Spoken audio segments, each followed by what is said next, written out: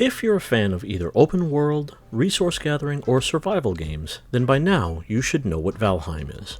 If you don't, then you owe it to yourself to check it out. As of the filming of this video, it's only available on Steam, and it's still just an early access game. But we're not here today to do a breakdown of what Valheim is and what it does so well that I feel like it's going to inspire some serious changes in the gaming industry. No, that's a video for another day. Today's video is for those of you who are just getting into the game and need a little help moving in the right direction. What's up, guys? Thank you for tuning in to Ice TV. My name is Philip Price, and today we're going over 7 starter tips for new Valheim players. If you guys find this video or any of my videos helpful, please make sure to like and subscribe. Doing so helps the channel to grow. Now, like I mentioned earlier, Valheim is still in early access, so the barrier to entry is incredibly low as the game is currently only $19.99 on Steam. With that being said, there is a lot of room for improvement, and to me, the most glaring area for improvement is the tutorial, or lack thereof. Now, don't get me wrong, if you're a veteran gamer, then more than likely your gamer intuition will be enough to get you going, which leads up to tip number 1. Check the game's Control tab in the Settings menu. Here you can see how to access your inventory, the Build menu, and a variety of different controls that are all equally as important. This one is never explicitly said, but it's super important to know. Most items in the game can do more than what they're intended for. The best example I can give is the torch that you start the game with. Yes, it is a torch to help you see when it's dark, but it's also a club that happens to be lit on fire. That's right, you can use that torch to beat enemies down with. Not only will it increase your club stat, it will also light your enemies on fire, dealing additional damage. You're welcome. Food is just as important as your armor in the world of Valheim. Where armor increases your damage resistance, food increases your max health, max stamina, and the rate at which your health regenerates. You can eat 3 different types of foods at the same time, and the quality of each food will affect how much your stamina and health caps are increased. You can find mushrooms and raspberries in the relatively safer areas at the beginning of the game, but eventually you'll get raw meats from the animals we'll be hunting later in this guide, and once we go over getting your first base up, we'll go over how to cook that meat so you can eat it. Once you're familiar with the game's controls, there are a few status effects to be aware of early in the game: cold, wet, and smoked. Both cold and wet won't hurt you, but they do reduce your stamina and health regeneration. Now, early game, this isn't really a big deal because, well, you start the game naked, so you don't really have a lot of health to begin with, and you have very little stamina as well, so yeah. Smoked, on the other hand, is a very big deal because it will kill you. Luckily, it's easy to avoid. Fire is dangerous, and so is the smoke that comes from it. If you build a campfire indoors and there is nowhere for the smoke to go, then you'll die from smoke inhalation. There's a lot of guides online and in the Valheim build subreddit. I'll leave a link to that subreddit in the description below. Since I'm not a very good builder, well, yeah, you won't really see me doing a lot of build guides. However, building a base is an important part to survival in Valheim. So here's the deal. This is a survival game. That means you gotta gather resources. Since this is a beginner's guide, we're just gonna focus on everything leading up to being prepared for the first boss. Your first goal? Gathering wood and stone. 30 wood and 11 stones to be exact, and I'll break those numbers down in a minute. Stones can be found lying around on the ground. For wood, you can run around punching these little beech saplings. You'll quickly notice that everything you do is related to a skill in some way, and that skill increases naturally, so don't waste the gray cells thinking about it too much. In the same vein, as you pick up new crafting material, you'll automatically learn the recipes for the corresponding crafting items. Now, to make wood gathering even faster, Once you have 5 pieces of wood and 4 stones, you can make a stone axe from the quick crafting menu, which is accessible by pressing tab. This doubles as both a weapon and a tool to cut down larger trees and saplings even faster. You'll also need 3 pieces of wood and 2 stones to make a hammer, which has to be equipped in order to access the main crafting menu. Once you have access to the crafting menu, there are 3 items you need to build in order to get your starter base going: a workbench, a campfire, with a cooking station of course, and a bed. Think of the workbench as the center of your base because in order to build, you need to be within range of the workbench. The range is indicated by a dotted circle on the ground when you have the hammer equipped. It takes 10 wood for a workbench, 8 wood to make a bed, 5 stone and 2 wood for a campfire, and just 2 wood for a cooking station, which needs to be placed over the campfire or else it won't work. I find there are 2 options to building your first base.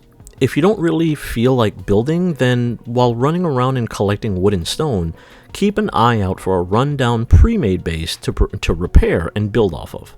Alternatively, you can just build a simple shack large enough to fit a bed and a workbench inside. You can place the campfire on the outside wall next to where you place your bed to avoid smoke damage. Personally, I'm terrible at building, so I prefer the first approach. Alright. So by now you have a little base to operate from. However humble or luxurious the base is, well, that's up to you.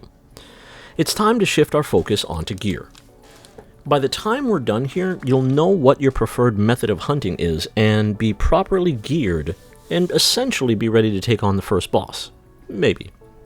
For this part, there are 5 new resources we want to focus on: flint, necktail, raw meat, leather scraps, and deer hide. Flint can be found near water, whether that be the ocean, lakes, ponds, rivers, whatever. It's basically a smooth, shiny white stone, and we can use flint to make a flint knife, flint axe, and a chopping block, which basically levels up your workbench. You'll need a 2-star workbench in order to make the leather armor from the deer hides we're going to farm, but I'm getting ahead of myself. For this first phase, you're gonna need 20 flint, 34 wood, and 10 leather scraps. To break those numbers down, a flint axe requires 4 wood and 6 flint. This will be used to replace your stone axe. A flint knife requires 2 wood, 4 flint, and 2 leather scraps, which we'll get to in a minute. And a chopping block requires 10 flint and 10 wood, and needs to be placed near the workbench back at base. While you're out gathering flint, keep an eye out for necks, which are these 3-foot lizard things that can be found near water as well. These guys aren't very dangerous, but they drop necktails, which is some of the best food you have access to at the moment. So you'll want to collect a good amount of these as well. Next, keep an eye out for boars.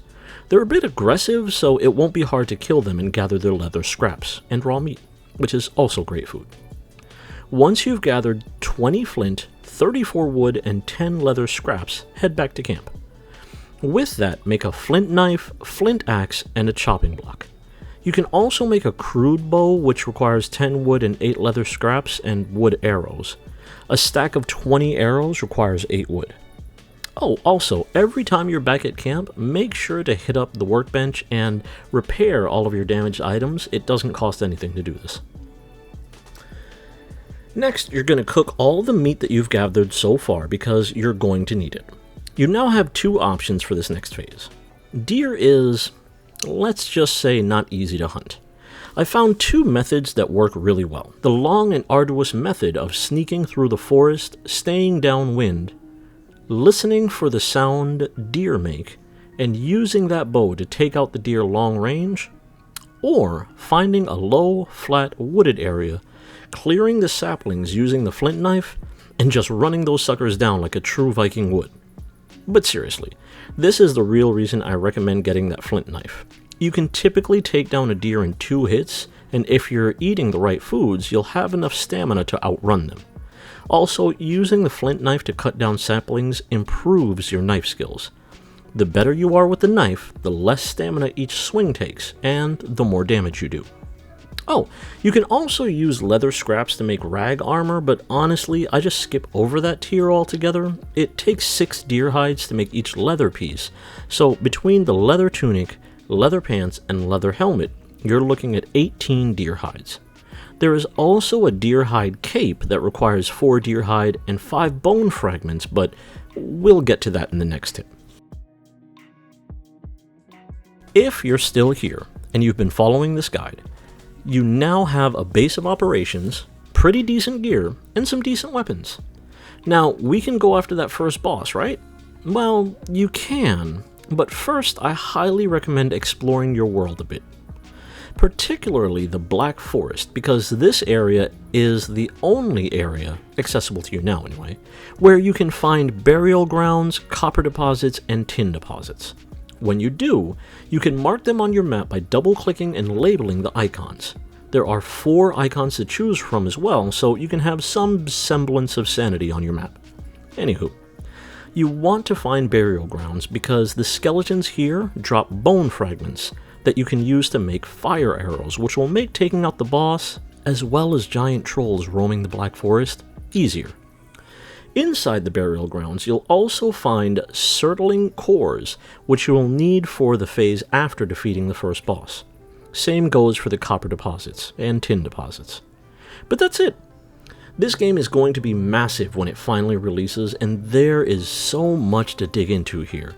If you guys are interested in seeing more Valheim, make sure to like and subscribe, and if there is anything specific you'd like to see me go over and do a guide for, let me know in the comments below. And until next time, stay safe, stay blessed, and stay tuned to Ice TV.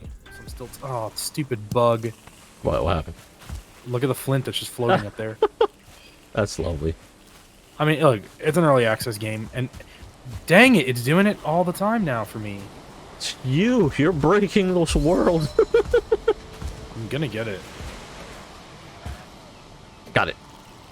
Okay, good. Oh, look up. Oh, gosh.